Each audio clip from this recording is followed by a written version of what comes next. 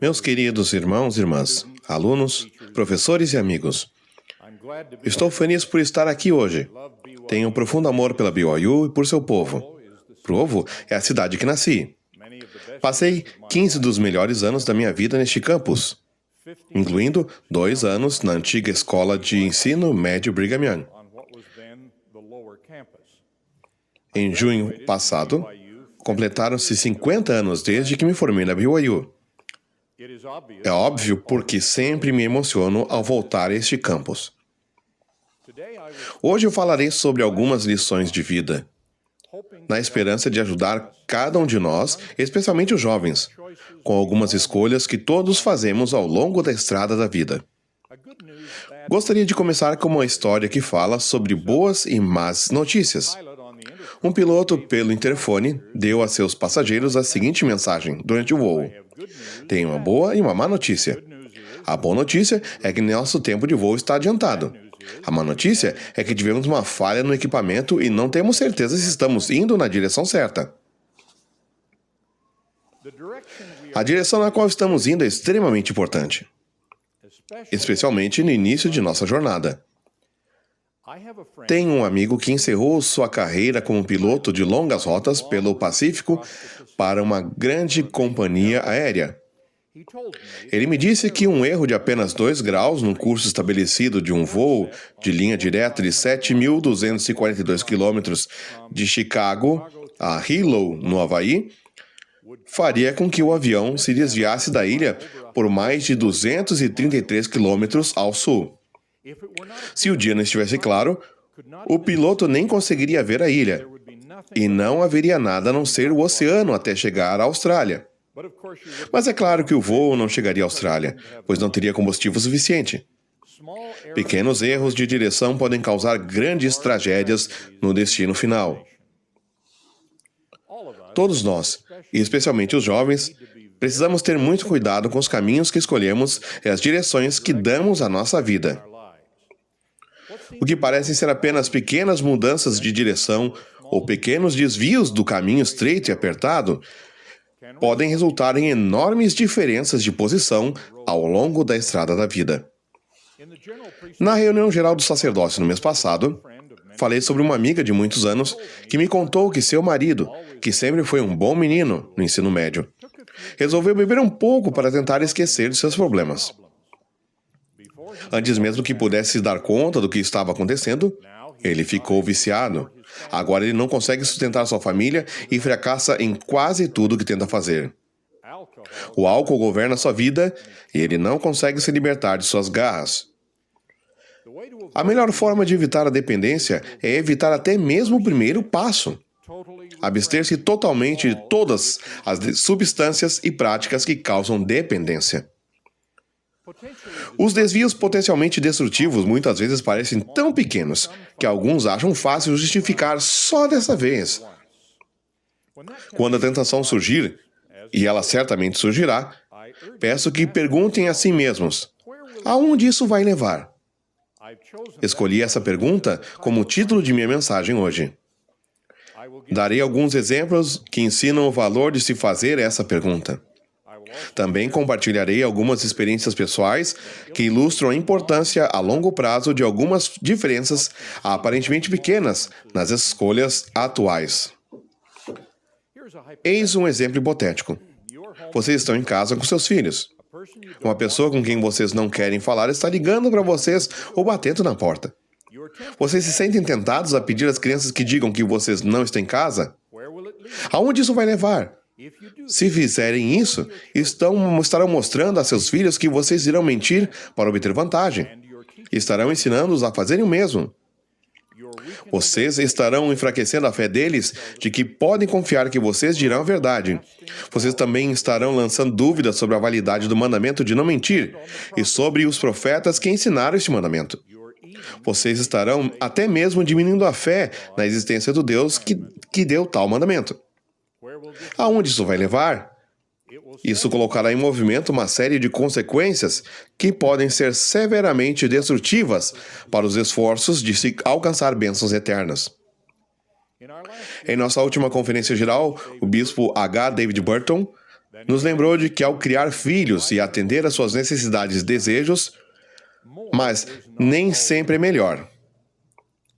Pais que exageram em mimar seus filhos com bens materiais e privilégios correm o risco de não lhes ensinar valores importantes como o trabalho árduo, saber esperar pelo que se quer, a honestidade e a compaixão. Aonde isso vai levar? Isso privará as crianças de oportunidades importantes de aprendizado e crescimento. O bispo Burton disse que os filhos que não têm responsabilidades, correm o risco de nunca aprender que o significado da vida vai além de sua própria felicidade. Ele então concluiu que os pais precisam ajudar os filhos a desenvolver as qualidades que formam o caráter e que vêm de esperar, dividir, poupar, trabalhar arduamente e fazer o melhor com o que se tem. O caminho errado também pode ser traçado por outro tipo de indulgência paterna. Alguns pais parecem acreditar que seus filhos não são capazes de cometer erros. Eles os defendem contra quaisquer críticas, correções ou experiências dolorosas de qualquer pessoa fora do círculo familiar. Uma nota baixa na escola ou uma correção de um líder provoca uma tempestade de críticas públicas ou privadas de um pai que defenderá o filho a todo custo. Aonde isso vai levar? Isso enfraquecerá o respeito da criança pela autoridade, qualquer tipo de autoridade, e diminuirá o respeito necessário para que o aluno aprenda com o professor. Pais que consideram ainda aonde tais atitudes podem levar, apoiarão a autoridade e darão suporte aos professores de seus filhos em todas as circunstâncias, salvo raras exceções. Há exemplos positivos do mesmo princípio. Lembro-me de uma história contada pelo Elder Harold B. Lee em um devocional aqui na BYU há 52 anos. A propósito, eu era aluno na BYU naquele ano, 1952. Sua história teve um impacto significativo em minha vida por vários motivos. Cito o Elder Lee. Eu tinha cerca de 10 ou 11 anos de idade. Eu estava com meu pai em uma fazenda longe de nossa casa, tentando passar o dia ocupado até que meu pai estivesse pronto para voltar para casa. Do outro lado de uma cerca, perto de onde estávamos, havia alguns galpões caindo aos pedaços que atrairiam um garoto curioso e aventureiro como eu. Comecei a pular a cerca e ouvi uma voz tão claramente quanto vocês estão ouvindo a mim agora, chamando-me pelo nome dizendo, "Não vá até lá." Virei-me para ver se meu pai estava falando comigo, mas ele estava lá do outro lado do campo. Não tinha ninguém à vista. Percebi então, ainda criança, que ainda havia pessoas além da minha visão, pois eu tinha definitivamente ouvido uma voz. Desde então, quando ouço ou leio as histórias do profeta Joseph Smith, também sei o que significa ouvir uma voz, porque tive essa experiência. Considere alguns dos efeitos daquela experiência. Primeiro, ela ensinou a um menino que viria a se tornar um profeta a realidade da revelação. Segundo, podê-lo protegido de algum perigo oculto naqueles velhos galpões. Essa foi a maneira como interpretei a história por muitos anos, e talvez seja verdade. Nunca saberemos, mas talvez o aviso que ele ouviu não tenha sido para protegê-lo do perigo. Talvez fosse para testar sua disposição de ser obediente à orientação celestial. Certamente ele passou um teste, e aonde isso o levou? Tal escolha manteve o canal de revelação aberto para se receber mais orientações, e foi uma experiência formadora na vida de um dos nossos maiores professores. Seguir uma impressão pode parecer algo insignificante agora, mas aonde ela nos leva pode ser imensamente importante. Seguir uma impressão salvou minha vida nas montanhas a cerca de 16 quilômetros daqui.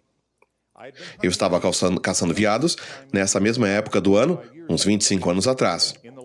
No final da tarde, atirei em um grande cervo. Limpei o animal e coloquei seu corpo num lugar onde ele ficaria seguro, até que eu voltasse com ajuda no dia seguinte para recolhê-lo.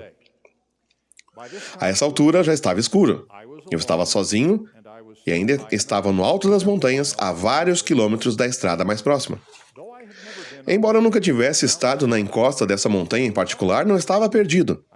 Reconheci a localização geral e sabia que tudo o que tinha a fazer era continuar descendo e que, por fim, isso me levaria a uma estrada conhecida.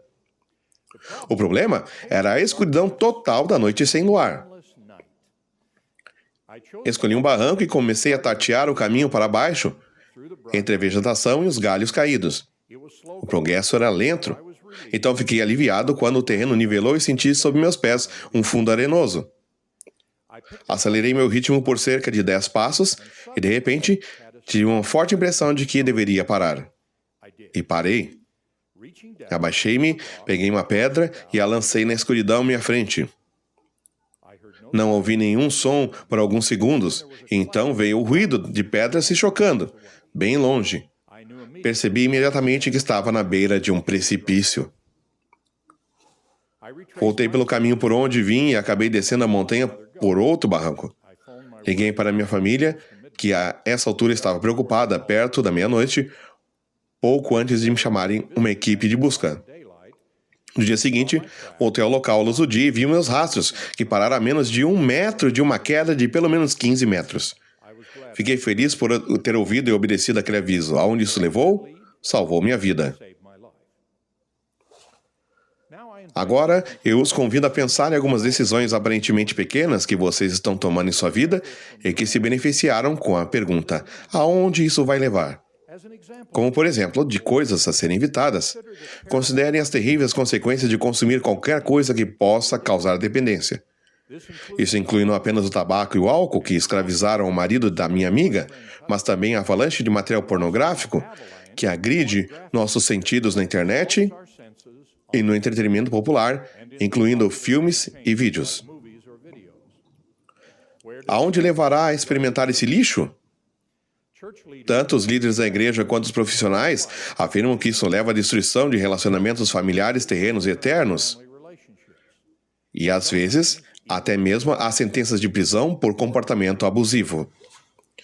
Se vocês se envolverem com esse lixo, ele os levará ao depósito de lixo, o destino final dos sonhos temporais e das eternas possibilidades desperdiçadas. Eis outra coisa a ser evitada, uma sugestão dirigida especialmente àqueles que são casados. Quando ocorrerem desentendimentos, como de fato ocorrerão, e vocês se sentirem tentados a se afastar por um tempo, curto ou longo, pergunte-se: aonde isso vai levar? Afastar-se com raiva é o primeiro passo para algo que vocês não querem fazer. Portanto, voltem para trás e curem as feridas antes que elas infeccionem e levem às lesões sérias ou algo ainda pior. Como exemplo de coisas que incentivamos e aonde elas levarão, consideremos o estudo diário das Escrituras que fomos ensinados a incorporar em nossa vida. Aonde isso vai levar? Que tal orações pessoais 2 vezes ao dia e uma oração familiar de joelhos? Há uma enorme proteção espiritual e temporal em cada uma dessas práticas porque elas são essenciais para a companhia do Espírito Santo, que nos guia e nos fortalece espiritualmente. Posso assegurar-lhes que a fiel observância dessas diretrizes nos aproximará do Senhor, enquanto a omissão delas nos afastará dele. O mesmo se aplica à realização de noites familiares semanais. Elas são vitais para os filhos que alguns de vocês já têm agora e que a maioria de vocês um dia terá. Essas iniciativas básicas podem parecer pequenas agora, mas elas plantam as sementes que trarão uma boa colheita no futuro. Isso me faz lembrar de um verso composto por Douglas MacArthur, quando ele era superintendente da Academia Militar dos Estados Unidos, em West Point, Nova York. Há quase um século. MacArthur, que acreditava plenamente na importância de competições esportivas na preparação de futuros oficiais militares para seus deveres profissionais, escreveu essas palavras e mandou gravá-las nos portais de pedra nas instalações esportivas da Academia Militar. Nos campos da disputa amistosa, são plantadas as sementes, que em outros campos, em outros dias, produzirão os frutos da vitória. Após ouvir esse verso, alguns de vocês provavelmente estão pensando que MacArthur era melhor como general do que como poeta. Sim, mas seu argumento é válido. As mesmas qualidades de integridade, treinamento, preparação, obediência e confiabilidade que produzem a vitória em uma competição atlética amistosa nos levarão à vitória e ao sucesso quando os riscos forem maiores. Para citar outro exemplo, o que dizem dos efeitos de não se cumprir o código de honra e os padrões de vestimenta e aparência da BYU depois de prometer cumpri-los? Não é pouca coisa quebrar uma promessa, deliberadamente ou por descuido. E aonde isso vai levar? Isso prejudicará a aparência, os padrões e a reputação da universidade e da igreja. Incentivará outros a fazerem o mesmo.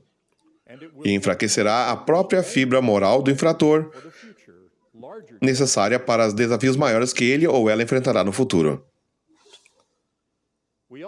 Ouvimos com frequência sobre a escolha entre o bem e o mal. Por exemplo, a maioria dos alunos terá de escolher em algum momento entre plagiar ou trapacear para obter uma nota mais alta ou confiar em esforços pessoais honestos para obter o que merecemos com nossa própria preparação e qualificações. Outras escolhas não são entre o bem e o mal. As escolhas mais comuns que enfrentamos são entre duas coisas boas, e também nesse caso, é desejável perguntar aonde isso vai levar. Fazemos muitas dessas escolhas quando decidimos o que faremos no dia do Senhor. A que programas de televisão assistiremos, que oferta de empregos aceitaremos, o que leremos, e em uma perspectiva bem ampla, como passaremos nosso tempo. Todas essas escolhas se beneficiarão de uma análise cuidadosa e constante com a base na pergunta aonde isso vai levar. Às vezes a escolha não é entre duas ações diferentes, mas entre ação e inércia. Devo manifestar ou permanecer em silêncio? Devo permitir que meu ente querido siga um caminho que sei ser prejudicial e deixá-lo aprender com a experiência, ou devo intervir para salvá-lo dessa experiência? Novamente, é útil nos perguntarmos: aonde isso vai levar? Lembro-me de um episódio descrito por um homem que conheci em uma conferência de estaca nos Estados Unidos há mais de uma década. O cenário era um belo campus universitário na região central de Illinois. Minha fonte, que participava de um workshop de verão, viu uma multidão de jovens estudantes sentados na grama, em um grande semicírculo a cerca de 6 metros de uma das grandes árvores de madeira nobre que são tão belas e tão comuns naquela região. Os estudantes estavam observando algo na base da árvore. Ele então interrompeu sua caminhada para ver o que era. Um lindo esquilo, com uma cauda longa e espessa, estava brincando debaixo daquela árvore. Às vezes ele estava no chão, depois subia e descia pelo tronco. Mas por que aquela cena comum atraía tanto a atenção daqueles alunos? Ali perto, deitado na grama, havia um cão setter irlandês. Ele era o objeto de interesse dos alunos, e embora ele fingisse o contrário, o esquilo era o objeto de interesse dele. Cada vez que o esquilo ficava momentaneamente fora do ângulo de visão, enquanto dava a volta na árvore, o cão se arrastava alguns centímetros à frente e voltava à sua aparente postura de indiferença. A cada minuto ou dois, ele se aproximava mais do esquilo, e este aparentemente não percebia. Essa foi a cena que prendeu a atenção dos alunos. Em silêncio e imóveis, ficavam observando atentamente o evento cujo resultado era cada vez mais óbvio. Finalmente o cão se aproximou o suficiente para pular sobre o esquilo e abocanhá-lo. Houve um suspiro de horror, e os alunos se aproximaram e tomaram o pequeno animal do cachorro, mas já era tarde demais. O esquilo estava morto.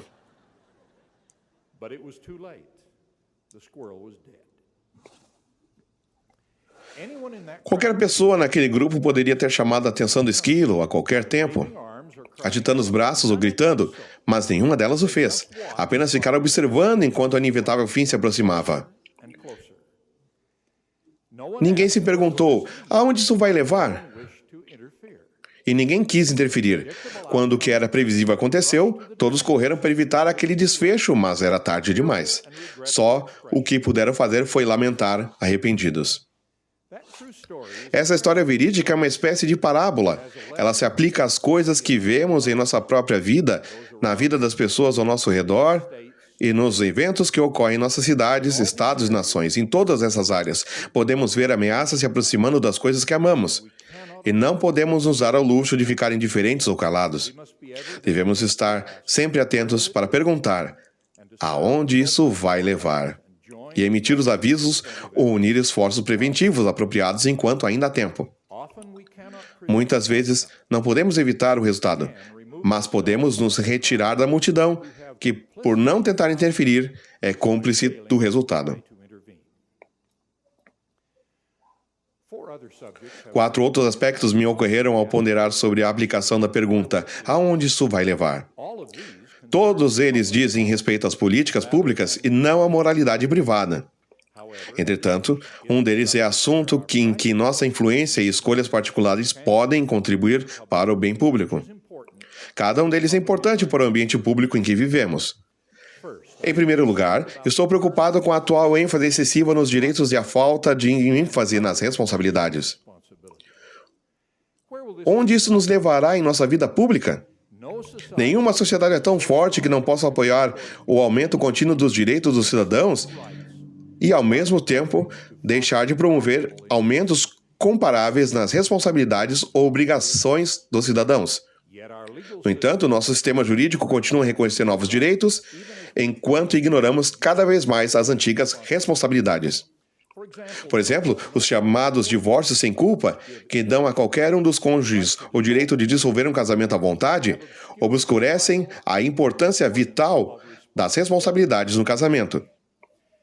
Da mesma forma, acreditam que é uma ilusão pensar que ajudamos as crianças definindo e impondo seus direitos. Fazemos mais pelas crianças ao tentar reforçar as responsabilidades dos pais, naturais e adotivos, mesmo quando essas responsabilidades não são legalmente impostas. Esses mesmos princípios também se aplicam à esfera pública. Não podemos elevar nosso bem-estar público aumentando nosso inventário de direitos individuais. Responsabilidades cívicas como honestidade, autossuficiência, participação no processo democrático e devoção ao bem comum são essenciais para o governo e a preservação de nosso país. Atualmente, estamos aumentando os direitos e enfraquecendo as responsabilidades, o que está levando nossa nação ao caminho da falência moral e cívica. Se quisermos aumentar nosso bem-estar geral, precisamos fortalecer nosso senso de responsabilidade individual pelo bem-estar dos outros e pelo bem da sociedade em geral. O segundo aspecto é a questão da diminuição do número de leitores de jornais e livros. A circulação e o número de leitores de jornais diários nos Estados Unidos estão diminuindo significativamente ao passo que nossa população está aumentando. Especificamente, a circulação per capita de jornais nos Estados Unidos nos últimos 30 anos diminuiu de 300 para 190 por 1.000 habitantes. Para citar outra medida, nos 4 anos anteriores a 2002, a porcentagem de pessoas com idade entre 25 e 34 anos que leram o jornal na semana anterior, em mãos ou na internet, caiu quase 10 pontos percentuais, de mais de 86% em 1988 para menos de 77% em 2002. A proporção de adultos que leem livros também diminuiu significativamente nos últimos anos. Por que essas tendências são preocupantes? Mais e mais pessoas não estão lendo as notícias sobre o mundo ao seu redor ou as questões importantes do dia. Aparentemente, elas se baseiam no que os outros dizem ou nas frases de efeito dos noticiários de televisão, onde até mesmo os assuntos mais importantes raramente têm mais de 60 segundos. Aonde isso vai levar? Está nos levando a uma sociedade menos preocupada, menos atenciosa e menos informada, o que resulta em um governo menos ativo e menos responsável. Uma terceira preocupação é com o que está ou não está sendo ensinado nas escolas, que moldam os pensamentos e os valores daqueles que serão nossos futuros líderes. Refiro-me às escolas públicas, escolas particulares e escolas religiosas. Temos que alguns dos valores que são, ou deixam de ser, ensinados aos jovens que em breve ocuparão os púlpitos públicos e religiosos de nossa nação, sejam significativamente diferentes daqueles que moldaram nosso povo e nossa nação. Tenho o mesmo receio em relação ao que está sendo ensinado nos programas de TV, que ocupam grande parte do tempo de nossos jovens. Após a recente eleição, de que 1 em cada 5 eleitores nas pesquisas de boca de urna em todo o país disse que as questões morais eram o fator mais importante ao votar. Muitos de nós votamos com base em nossas preocupações com a posição de nossas autoridades públicas sobre questões morais, mas o que estamos fazendo para registrar preocupações semelhantes com os valores de alguns daqueles que estão ensinando nossos futuros líderes? Se não dermos atenção a essa preocupação, estaremos nos afastando da virtude e da responsabilidade cívicas e da prosperidade geral. Minha quarta preocupação é com a destruição da confiança em figuras e autoridades públicas. Isso está bem presente em nossas mentes após a recente hostilidade de muitas campanhas eleitorais, mas também é uma característica familiar da programação atual da televisão. Grande parte do discurso público, da cobertura da mídia e do entretenimento parece ser formada por conteúdo que destruirá a confiança nas pessoas e nos cargos que deveriam funcionar como guias morais para os jovens e idosos em nossa sociedade. Muitas das mensagens de alguns candidatos recentes parecem ter a intenção de desacreditar o caráter de outro candidato, em vez de promover uma discussão séria sobre as questões importantes nas quais o eleitorado deve registrar suas escolhas. Da mesma forma, nos chamados programas de entretenimento, muitas vezes vemos a figura da autoridade ser retratada como ardilosa, desonesta e indigna de confiança. Desacredite das figuras de autoridade, sejam elas autoridades públicas, professores, ministros ou outros. E onde isso vai levar? Isso incentivará dúvidas sobre as leis, regras e princípios que elas administram, e levará ao ceticismo ou afastamento dos laços que nos unem como sociedade, família ou organização privada. Oro para que isso não aconteça e oro para que o discurso público volte a ser menos divisivo e mais solidário e respeitoso com as figuras de autoridade e com os valores que construíram nossa nação. Aonde isso vai levar? Sugeri que essa é uma pergunta de grande valor para avaliarmos muitas decisões pessoais e particulares. É também uma forma de prestar testemunho. Para onde leva a fé no Senhor Jesus Cristo? Para onde leva o Evangelho? Cito uma passagem de Doutrina e Convênios que contém a palavra do Senhor para seu povo nessa dispensação. Procura trazer à luz e estabelecer minha Sião. Guarda meus mandamentos em todas as coisas. E, se guardares meus mandamentos e perseverares até o fim, terás vida eterna, que é o maior de todos os dons de Deus. Presto testemunho de Jesus Cristo, que é o nosso Salvador. Testifico da veracidade do Evangelho de Jesus Cristo, que nos conduzirá à vida eterna. Testifico que somos guiados por um profeta. Esta é a igreja do Senhor e seu Evangelho, no qual podemos confiar que nos conduzirá à vida eterna. E digo isso em nome de Jesus Cristo. Amém.